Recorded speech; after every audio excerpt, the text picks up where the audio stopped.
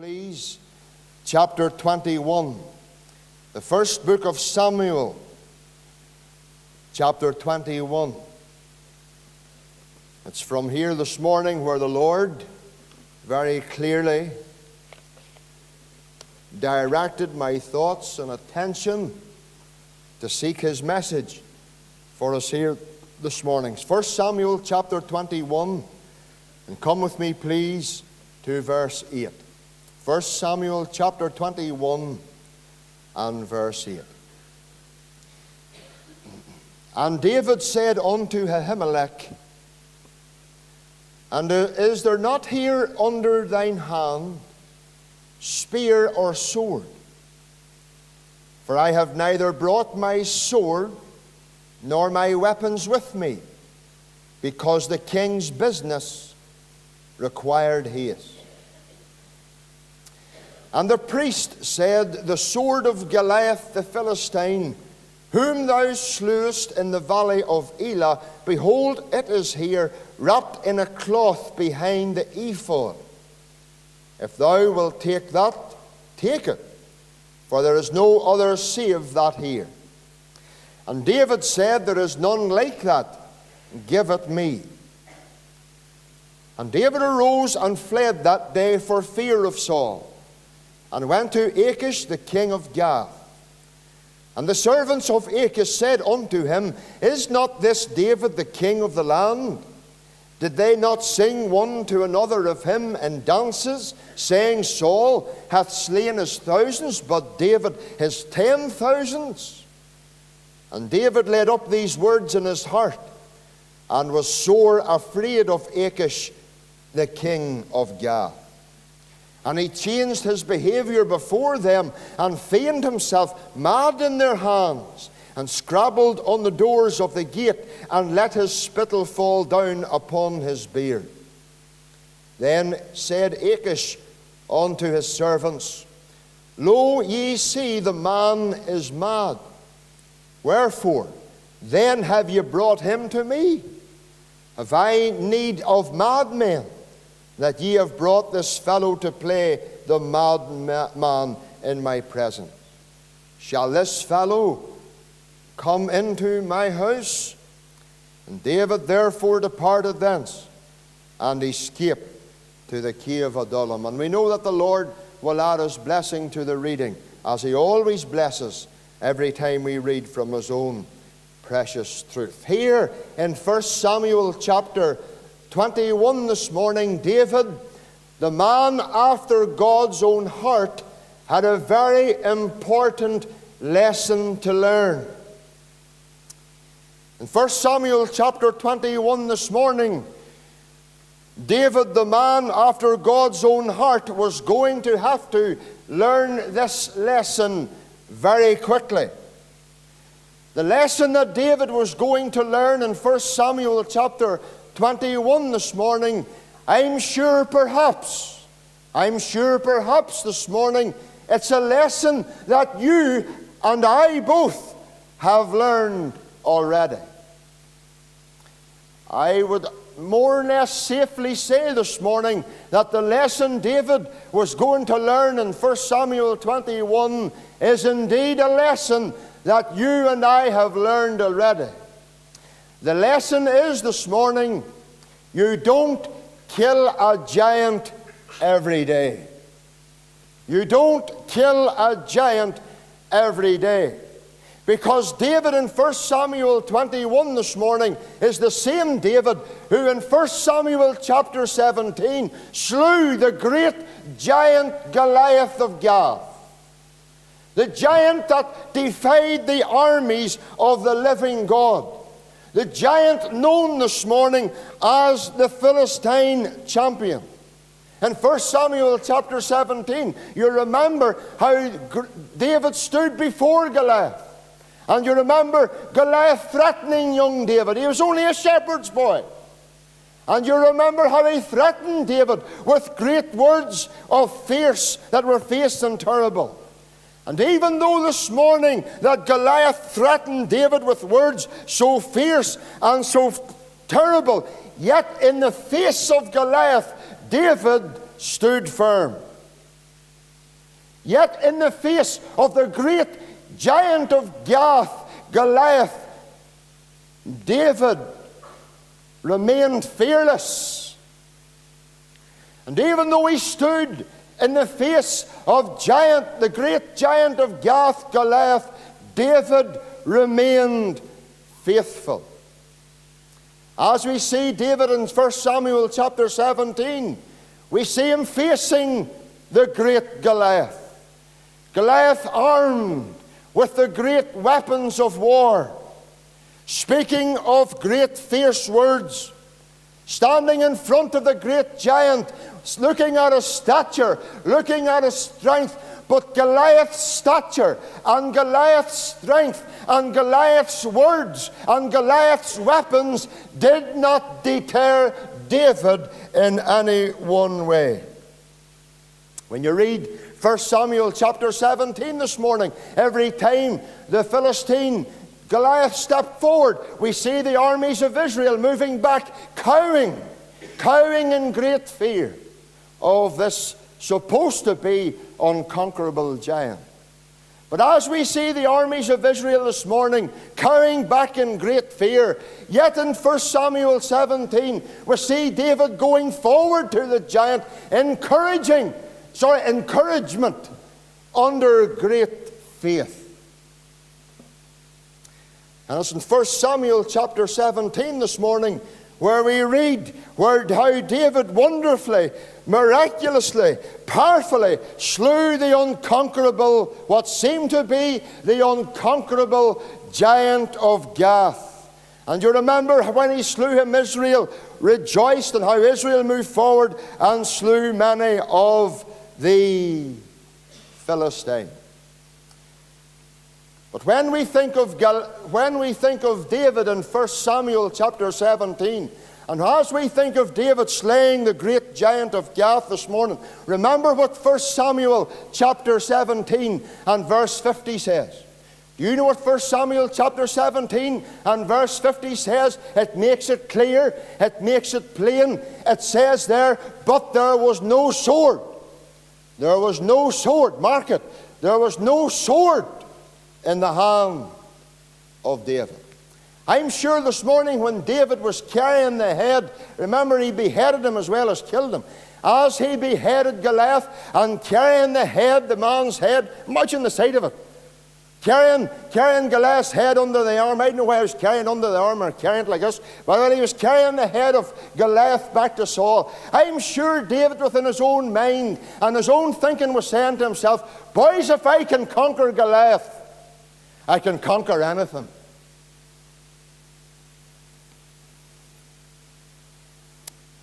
Well, in chapter 17, he conquers the Goliath of Gath, the giant. But when it comes to chapter 21, there's a giant now that conquers him. You see, the lesson we all must learn today is this, child of God: you don't kill a giant every day. The giants, perhaps, that we conquer yesterday does not always guarantee we'll conquer the giants of today or tomorrow. You see, child of God, this morning, sometimes when we conquer the past Goliaths of life, that gives us tremendous courage. That gives us tremendous confidence, but that courage and that confidence soon crumbles and gives way. Past victories, listen to it, past victories do not guarantee present victory. Yesterday's grace that helped you and I, child of God, to cope with yesterday's problems, to cope with yesterday's concerns, to cope with yesterday's discouragements, will not suffice for today's problems, will not suffice for today's discouragements, will not suffice for today's concern.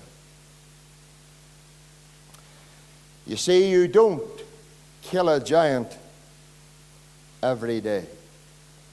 Look at verse 12 of chapter 21, because this is my text this morning. 1 Samuel 21 verse 12, and David laid up these words in his heart and was sore afraid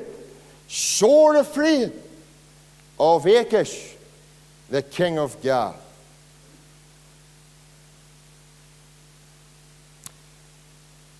In chapter 17 we see David facing the giant fearlessly. But now in chapter 1 he faces something fearfully. Every new giant in life, whatever way, shape or form it comes, now you listen to me, child of God, every new giant brings new challenges. How is it, child of God? I'm only speaking from experience. Maybe you know where I'm coming from. Maybe I'll be touching a wee nerve here because I'm only talking from experience. Listen, George McConnell's only human, you know. He's only human. I might not look human at times, but I am human. How is it we manage to conquer the big things in life, but yet in all it's the little things in life that conquers us? Would you agree with me in that? How often, child of God, this morning, we tend to cope with the giant things of life, but yet in all it's the wee trivial things that seems to conquer us. You see, in chapter 17, it was the mighty weapons of war didn't threaten David. It didn't cause David to fear. It was just something that was spoken. Here we have this morning the reality of David's fear. You know, child of God, this morning as I considered this and as I pondered this, I can see myself in this. I could see myself. How did you see yourself, George? Well, as I've said already, listen, how is it I find myself, I can handle the major things, but how often it's the minor things that handles us? You ever notice, child of God, this morning when troubles and trials come, you look back and say to yourself, my goodness, I had no trouble with that, but this I can't get over. We can conquer the mountains, but we can't handle the hill.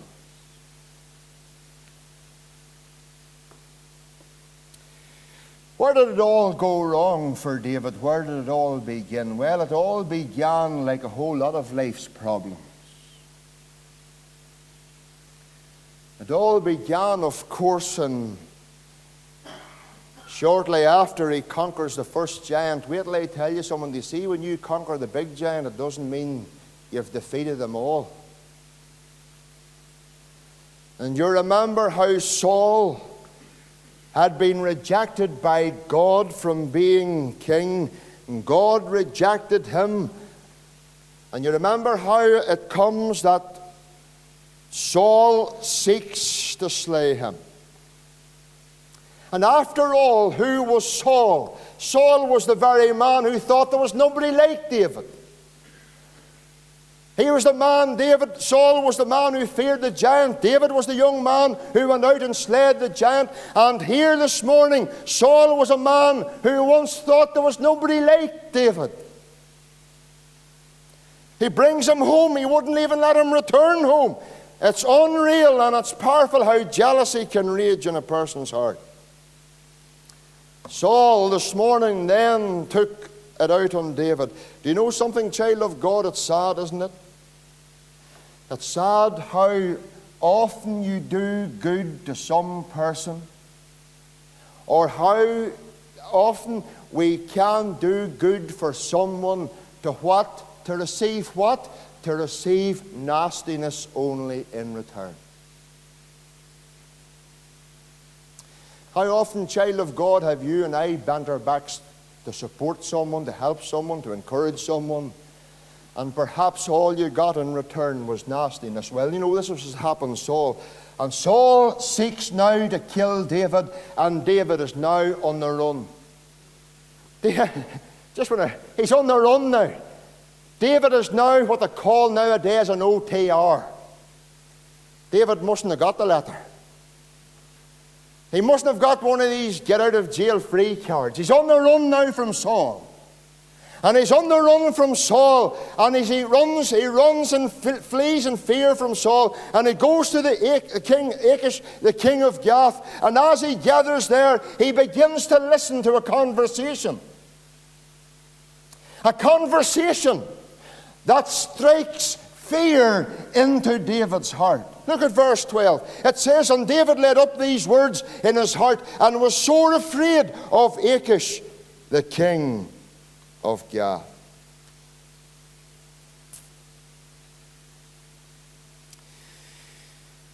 It was words, not weapons, but words that crippled David. Just like David, child of God, isn't it powerful how the trivial things of life causes us to stumble more than anything else? Do you remember Elijah? You remember Elijah in 1 Kings chapter 18? You remember how he faced the prophets of Baal? And do you remember how he made even a mockery on them upon Mount Carmel? Do you remember that day on Mount Carmel? Remember this, he stood alone. And you remember that day he called upon God and asked God to answer by fire and to prove on the mountain that day that there was a God in the midst of Israel. And you know what the Bible says? And the fire fell. The fire fell. And when he had finished and when everything had taken place, what happened? He went and he slew 450 prophets of Baal. Man, when you witness something like that, and when you've seen something like that, you wonder, nothing could frighten me from now on. And in the next chapter, the words of Jezebel. Aye, it's words again. The words of Jezebel drives him in fear.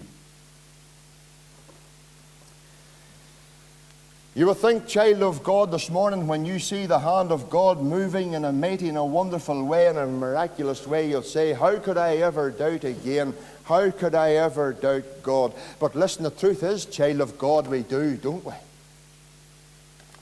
We do.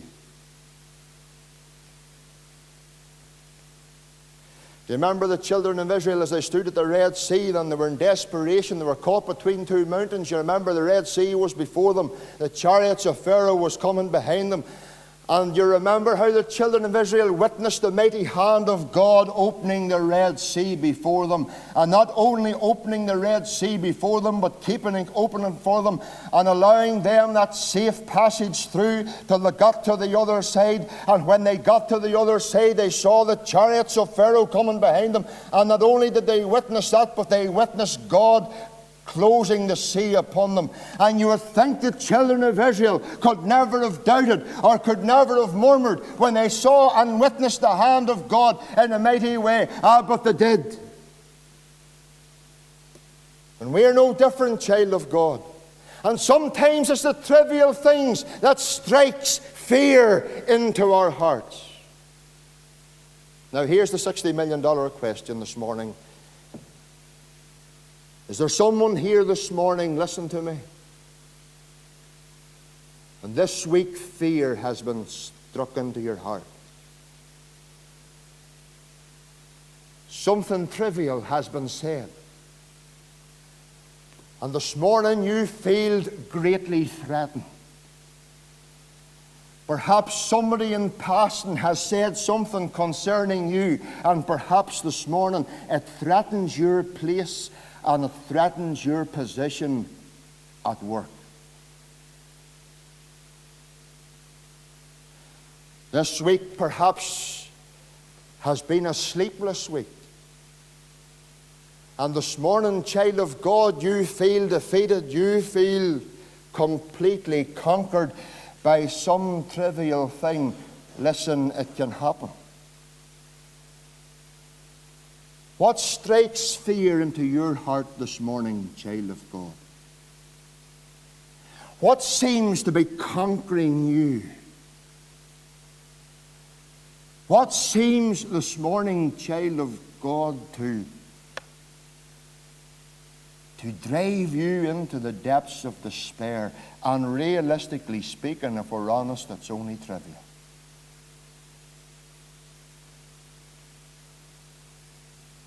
It only takes somebody to say something this morning that turns your world upside down.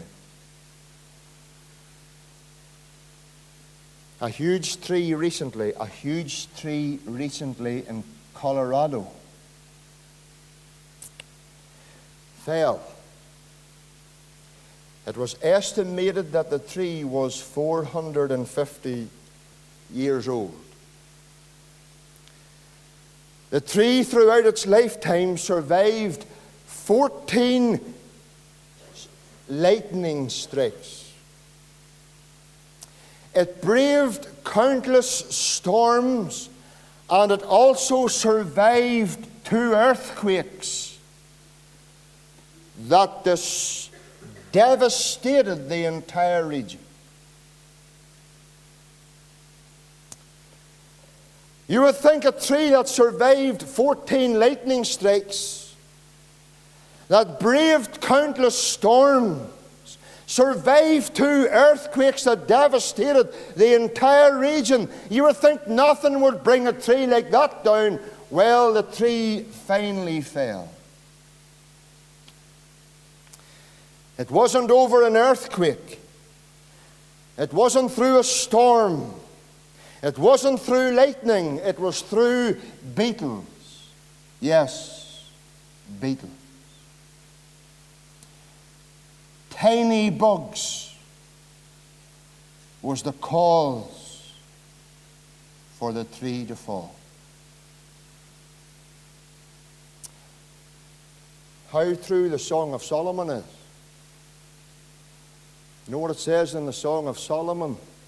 It's the little foxes that spoil the vine.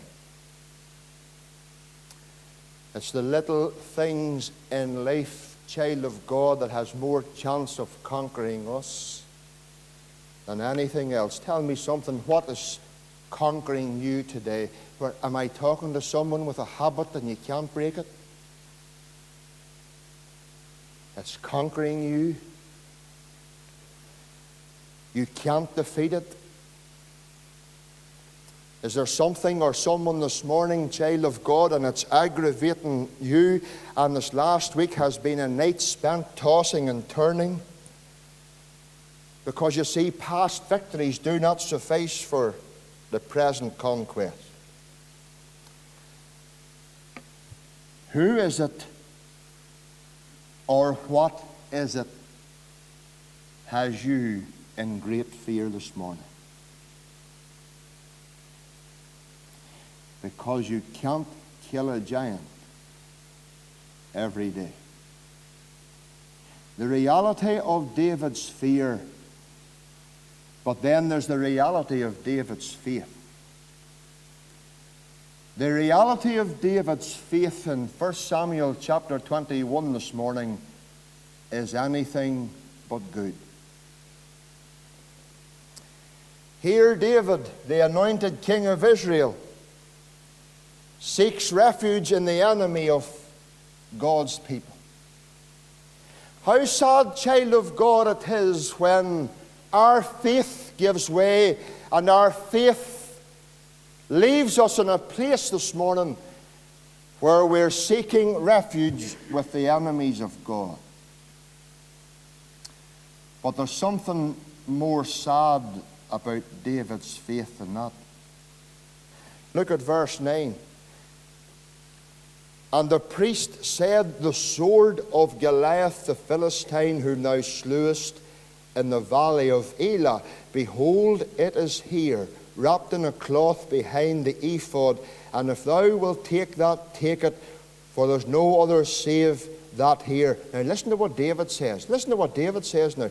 And David said, there's none like that. Give it me. The sword of Goliath, here, give it to me. There's nothing like it. There's nothing like it. Goliath's sword, oh, that's the one I want. There's nothing like it. Do you see this morning, child of God, the reality of David's faith? David now, listen to this, David now puts his faith in a weapon that failed Goliath miserably. The sword of Goliath's here, David. Oh, give me that. There's nothing like it. There's nothing like the sword of Goliath.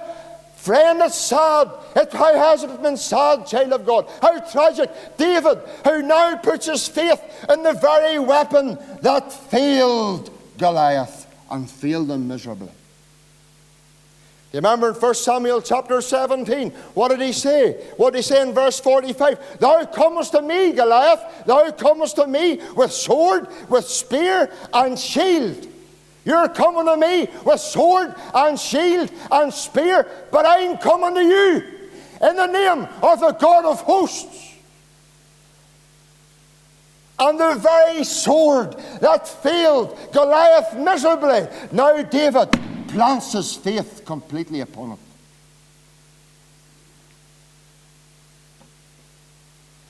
David miserably says, give it me. He now puts his faith on something that once failed and forsakes the one that never fails. How often we do that, child of God. How often we do that. Perhaps this morning, child of God, you're being conquered by some trivial thing or whatever it is in your life that you have come to this morning, child of God. And this morning your heart is greatly troubled. Your mind is greatly tormented. Your thoughts are every shape. You have sleepless nights because something has come into your life. Perhaps it's good to listen to the words of the Lord Jesus when he asked the question, where is your faith?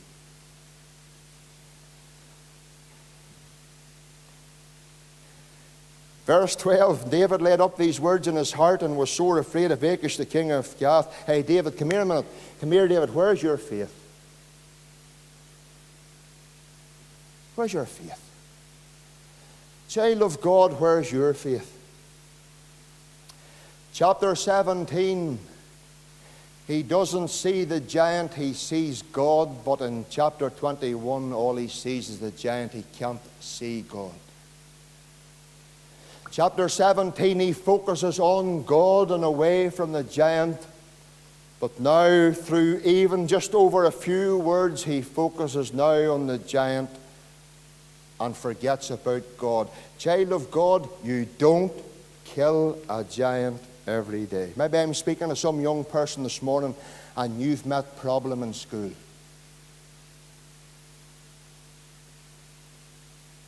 Maybe there's a young person this morning and you're having trouble in university. Somebody has said something. Perhaps somebody's doing something.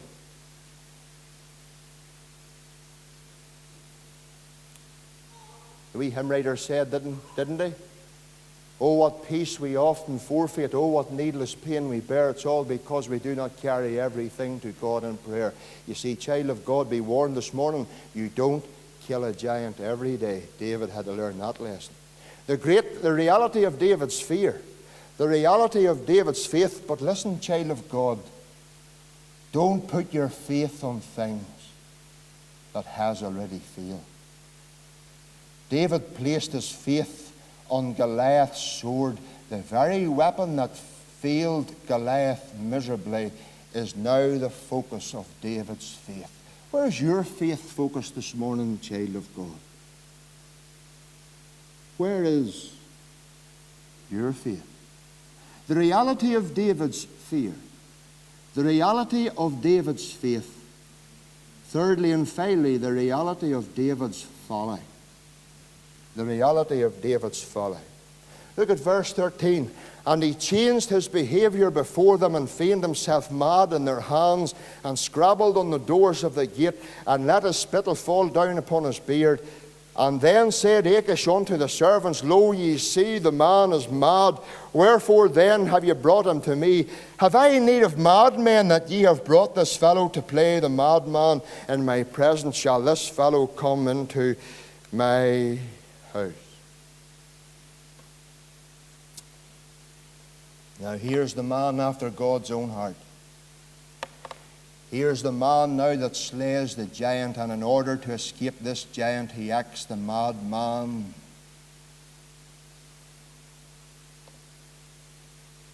He acts somebody this morning that's mad. Here's the one-time man this morning that conquered the great Goliath of Gath, and now he resorts to acting mad and letting spittles run down his beard like somebody going crazy out of his mind, scrabbling on the doors, and this is how he resorts to try and escape. Oh, child of God, do you know why this is written in the Scriptures this morning? Do you know why this is recorded here? It's recorded here to show and to teach you and I this morning how low we can become if we take our eyes off the Lord. These things are written for our learning, child of God, to show us this morning, child of God, even though David, who slew the giant and who saw a great victory, now in chapter 21 resorts to acting somebody that's totally mad, totally out of his head, to escape. That's what happens, child of God, when you take your eyes off God. As I close and bring this message to a close, you take this from me. But don't take it from me, you take it from the Lord, for that's most important. You need to make sure your eyes are firmly focused and fixed upon God when you face the little things of life as much as you do when you face the giant things of life. You must never take your eyes off the Lord at any cost. You need them as much on the Lord when you face the trivial things of life as you do when you're facing the giant. Psalm 16 and verse 8, David had to say later on in life, I have set the Lord always before me. Henry Francis Light was sitting in the doctor's surgery when the doctor had to tell him that the disease that he had was incurable, was going to be something that was going to cause him great pain. Because he knew Henry Light was a great Christian man, he said, Mr. Light, I know your faith is, there's certain parts of your faith that are secret, but can I ask you perhaps one secret? When you go home, what are you going to say to the Lord in prayer concerning the news that I've told you? Henry Light asked for a piece of paper from the doctor, and upon that piece of paper, Henry Light wrote these words. I need thy presence every passing hour. What but thy grace can foil the tempter's power? You know, friend, the words of our closing hymn this morning needs to be our prayer concerning every day of life. You know what they are? I need thee every hour. And perhaps this morning, child of God, you are getting it tough. You've handled greater things in days gone by, but this morning you feel conquered, you feel defeated. Listen, God doesn't want you to remain there. God wants you to look up this morning again, because God is there to help if we would only call unto him.